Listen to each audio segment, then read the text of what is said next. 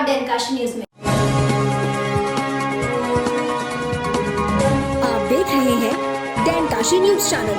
सच है तो बोलेगा। The Banaras club limited Maheshwari club एवं द अर्बन स्वैग के संयुक्त तत्वावधान में कार्निवल विमेंस रैली का सफल आयोजन किया गया, जिसमें महिला सशक्तिकरण को बढ़ावा देते हुए बेटी बचाओ बेटी पढ़ाओ और समाज को बेहतर बनाओ का संदेश दिया गया।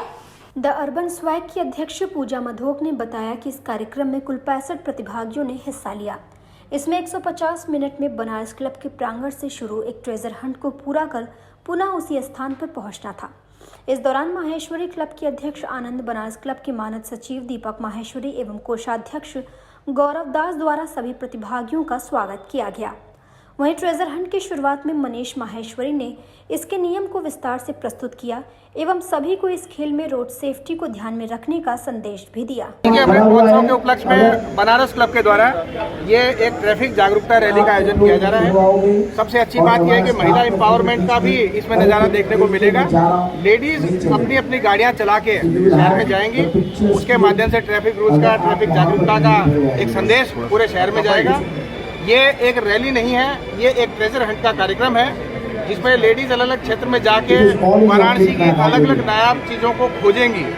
उस खोजने के बाद उसमें क्विज टाइप की है, वो 12 क्वेश्चन क्विज के पूरे करेंगी, तब लौटेंगी और तब यहाँ पे आके उनका अवार्ड डिस्ट्रीब्यूशन होगा। उसमें वाराणसी की सांस्कृतिक चीज़ें हैं, उसमें ऐतिहासिक चीज़ें हैं और सामान्य ज्ञान से जुड़ी हुई चीज़ें हैं।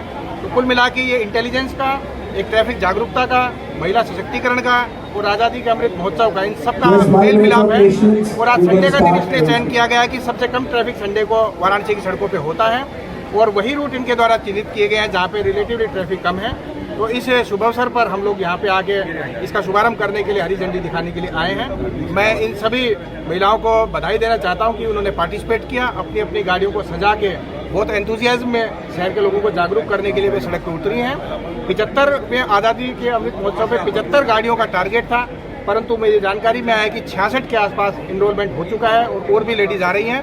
पूरी संभावना है कि 75 लेडीज की संख्या यहाँ पे पूरी होगी और उसके माध्यम से आज शहर में जागरूकता की जाएगी। Thank you sir. है वुमेन एम्पावरमेंट के लिए इस रैली का आयोजन किया गया है Guys, और don't साथ get he yourself confused. 75th There is nothing to do with the route which एक you साल के लिए follow. मनाया जा रहा It है। is a उसी के separate थीम के ऊपर इसको question. पेश किया गया आपको है ताकि उसकी अवेयरनेस you हम will जनता में फैला। have the question and you need to answer. Understood, Tanushree? इसके अंदर 65 कार्स This पार्टिसिपेट has कर रही nothing to do with what route you are going. Mainly इसका उद्देश्य यही है कि वुमेन एम्पावरमेंट का है और लोगों के अंदर कई जो अभी भी कमी है समाज में है, Every driver जानने के लिए, careful, करने के every लिए driver इसका आयोजन किया has गया to है get और down इसीलिए of the थीम car. रखी गई है। तो बहुत से लोगों Either she उसी can take a बेस पे selfie जो हमारी or she can चीजों take के लिए a awareness create navigator can take a. उसी के लेकिन बेस ध्यान पे रहे, डेकोरेशन यहाँ किया गया। वही ध्यान रहे कि पिक्चर्स जो आनी चाहिए, जो हमने स्पॉट बताया है, वहाँ पर बोर्ड पे आनी चाहिए, और लेडीज के ऊपर कम भार होगा और आज छुट्टी का दिन है, इसीलिए आज बोर्ड की आनी चाहिए। गाजीपुर जीआरपी द्वारा कामाख्या एक्सप्रेस से 626 कछुए बरामद किए गए हैं। इस दौरान जीआरपी ने कछुआ तस्करी करने वाली 2 महिलाओं को भी गिरफ्तार किया है। पकड़ी गई महिलाएं सुल्तानपुर से कछुए लेकर असम के जलपाईगुड़ी जा रही थी। दरअसल कामाख्या एक्सप्रेस ट्रेन से भारी मात्रा में कछुओं की तस्करी की सूचना जीआरपी गाजीपुर को मिली थी, जिसके बाद जीआरपी गाजीपुर सक्रिय हो गई। जैसे ही गाजीपुर सिटी स्टेशन पर कामाख्या एक्सप्रेस रुकी, तभी जीआरपी थाने की टीम ने थानाध्यक्ष अखिलेश कुमार के नेतृत्व में ट्रेन की बोगियों की तलाशी लेना शुरू किया। तलाशी के दौरान बोगी D2 में 25 बोरे से आ रही बदबू की वजह से पुलिस ने बोरों के पास बैठी महिलाओं से बोरे को खोलने की बात कही, जिसे खोलने से महिलाओं ने मना कर दिया। जिसके बाद जीआरपी पुलिस ने बोरों को खोला तो 25 बोरों में भारी मात्रा में कछुआ बरामद कर दोनों महिलाओं को गिरफ्तार कर लिया। पूछताछ में महिलाओं ने बताया कि सभी कछुओं को जलपाईगुड़ी लेकर जा रहे थे, जहां पर इन कछुओं की अच्छी कीमत मिल जाती है। इन सभी कछुओं की अनुमानित कीमत तकरीबन 6 लाख रुपए बताई जा रही है।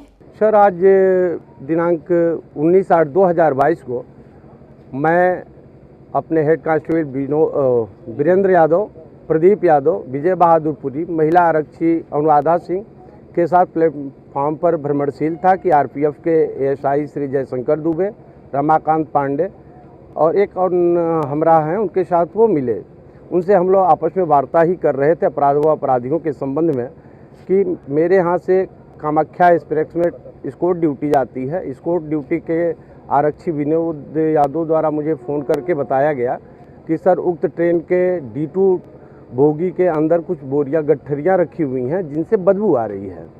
इस सूचना पर मैं अपने हमराह कर्मचारीगणों के साथ RPF को लेकर उस बोगी में पहुंचा तो देखा कि काफ़ी मात्रा में गठरियां रखी हुई हैं। उस गठरियों को मेरे द्वारा खोलकर देखने का प्रयास किया गया, मेरे हमराह द्वारा और मेरे द्वारा।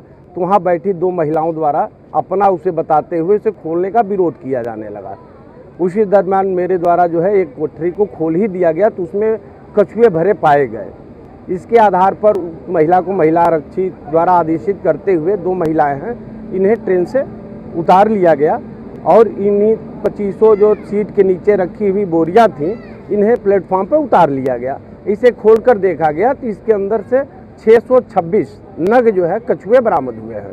ये महिला कहाँ से आ रही थी? ये महिला मूल रूप से सुल्तानपुर जनपद की रहने वाली हैं और ये बता रही हैं कि ये उन कछुओं को न्यू जलपाईगुड़ी लेकर जाती हैं जहाँ अच्छे ऊंचे दामों में ये बिकते हैं।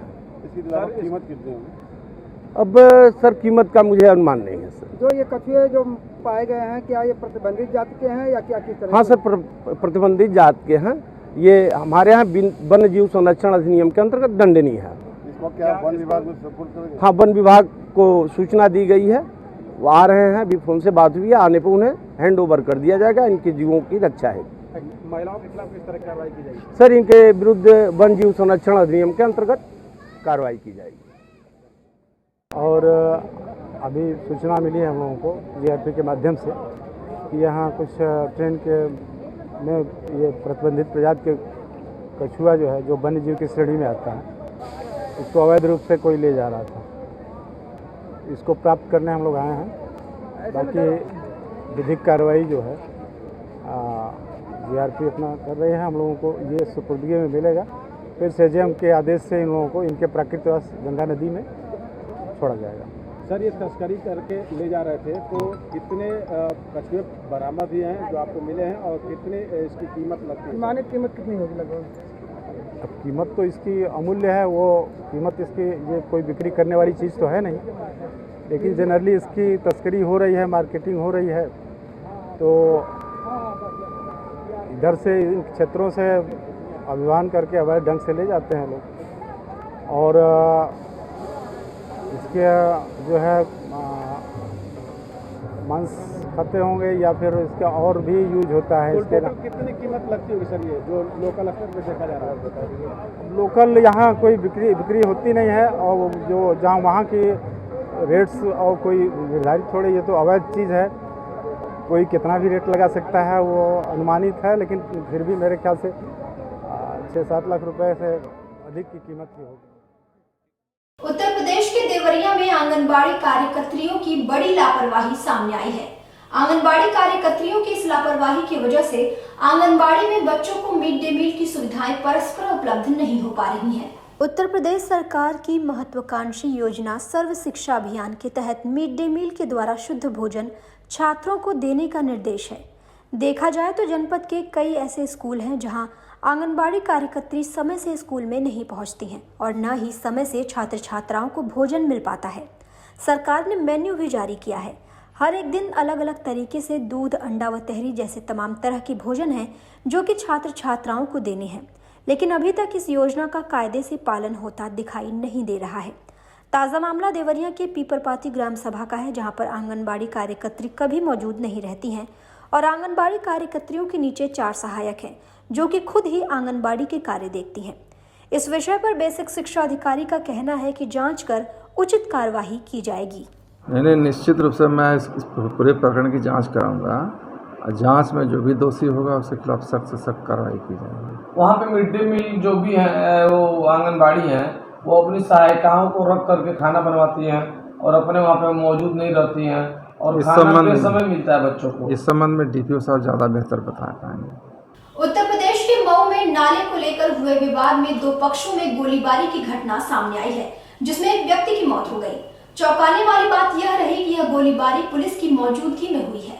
सराय लखनसी थाना अंतर्गत हथनी ग्राम में नाले के विवाद को लेकर पुलिस की मौजूदगी में ही गोलियां चलाई गईं, जिसमें 38 वर्षीय राम मुनीश यादव को गोली लग गई, जिसके बाद उन्हें जिला अस्पताल ले जाया गया, जहां डॉक्टरों ने उन्हें मृत घोषित कर दिया।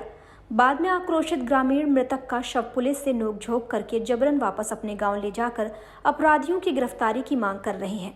घटनास्थल पर तनाव का माहौल है, कई थानों की पुलिस फोर्स मौजूद है। ये थाना सराय लखनसी के ग्राम हथनी का मामला है। यहाँ गांव की आपसी गुटबाजी को लेकर के राम मुनीश यादव को गोली मारी गई, उनकी मौके पर मृत्यु हो गई। उनकी आगे की कार्रवाई पंचायतनामा पोस्टमार्टम की करवाई जा रही है और जिन लोगों ने ये घटना कारित किया है वो लोग चिन्हीकृत हो चुके हैं। उनके विरुद्ध FIR दर्ज करके उनके विरुद्ध सख्त से सख्त कार्रवाई करने के लिए बताया गया है और हम सारे लोग इस कार्य में लगे हैं। उत्तर प्रदेश के आजमगढ़ में फरीहा रेलवे क्रॉसिंग पर ट्रेन से कटकर एक 35 वर्षीय युवक ने अपनी जान दे दी। घटना की जानकारी मिलने के बाद पहुंची पुलिस शव को पोस्टमार्टम के लिए भेजकर जांच पड़ताल कर रही है। तहसील व थाना निजामाबाद क्षेत्र के फरीहा रेलवे क्रॉसिंग के पूर्वी छोर पर एक युवक का क्षत विक्षत शव मिला। जानकारी के अनुसार शाहगंज की तरफ से आ रही कैफियत एक्सप्रेस ट्रेन के आते ही युवक ट्रेन की पटरी पर लेट गया, जिससे उसका शरीर 2 भागों में कटकर अलग हो गया। स्थानीय लोगों ने बताया कि घटना के कुछ समय पहले मृतक रेलवे फाटक के बगल की दुकान पर नाश्ता करते हुए देखा गया था। वाराणसी के हड़हासराय में बनारस व्यापार मंडल चुनाव में महामंत्री पद के दावेदार सुनील कुमार कुशवाहा ने जनसंपर्क अभियान चलाया। इस दौरान सुनील कुमार कुशवाहा ने मंडी व्यापारियों की समस्याओं को सुनकर समाधान हेतु उन्हें आश्वासन दिया। बनारस व्यापार मंडल के चुनाव में महामंत्री पद के दावेदार सुनील कुमार कुशवाहा ने अपने इस जनसंपर्क के दौरान मीडिया से बातचीत में बताया कि पूर्वांचल की सबसे बड़ी मंडी हड़हासराय में व्यापारीगढ़ हैंडपंप, पार्किंग एवं बिजली की समस्याओं से जूझ रहे हैं, जिन पर शासन प्रशासन किसी भी प्रकार से ध्यान नहीं देता है। इन सभी मुद्दों के साथ वह चुनाव मैदान में है। ये बनारस व्यापार मंडल का चुनाव है, इसके लिए हम लोग जनसंपर्क कर रहे हैं और महामंत्री पद के दावेदार हैं। किस तरह का संघर्ष करेंगे आगे चुनाव के लिए? आप जीत जाएंगे तो क्या करेंगे? ये चुनाव काफ़ी दिनों बाद हो रहा है और ये चुनाव का मतलब ही था कि बहुत सारी समस्याएं थी। यहाँ हैंडपम्प की सुविधा नहीं थी, कहीं पानी की व्यवस्था नहीं थी, पार्किंग की व्यवस्था नहीं है, आए दिन बिजली विभाग का छापा पड़ता है, मीटर देते नहीं और निरंतर समस्याएं बनाए रहते हैं। इतना बड़ा पूर्वांचल की मंडी है, उसके बाद यहाँ एक भी ATM नहीं है और बहुत सारी समस्याएं हैं यहाँ। और देखा जाए तो सबसे बड़ा ये मंडी है। जी, पूर्वांचल की सबसे बड़ी मंडी है और दूर दूर से लोग आते हैं। यहाँ न ठहरने की व्यवस्था है, न पार्किंग की व्यवस्था है। ये समस्याएं निरंतर बनी रहती हैं और शासन प्रशासन कभी इस पर कोई ध्यान नहीं देता। कई बार इन मुद्दों को उजागर करने के बाद भी प्रशासन सोया रहता है, जैसे लगता है कि उनको कुछ पता ही नहीं है। और इसलिए इस व्यापार मंडल का चुनाव बहुत ज़रूरी था और हम लोग इसके दावेदार हैं और मैं महामंत्री पद का दावेदार हूँ इस पर। और अब वक्त है एक छोटे से ब्रेक का। आप देख रहे हैं डैनकाशी न्यूज चैनल। सच है तो बोलेगा।